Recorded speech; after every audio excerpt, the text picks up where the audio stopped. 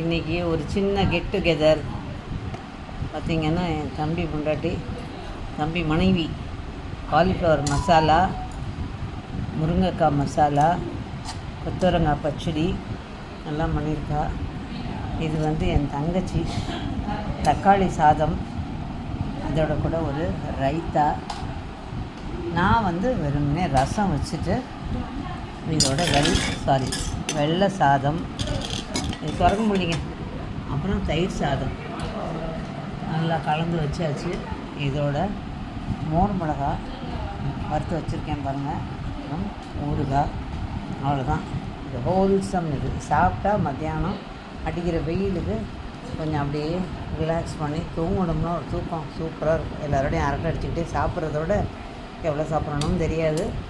அதுதான் நல்லாயிருக்கும். இவங்கெல்லாம் சாப்பிட்டுட்டு இருக்காங்க. ஆளை காமிச்சா சண்டை போடுவாங்க, அதனால் ஆளை காமிக்கலை. ஸோ இதுதான் இன்றைக்கி எங்கள் வீட்டு சமையல்.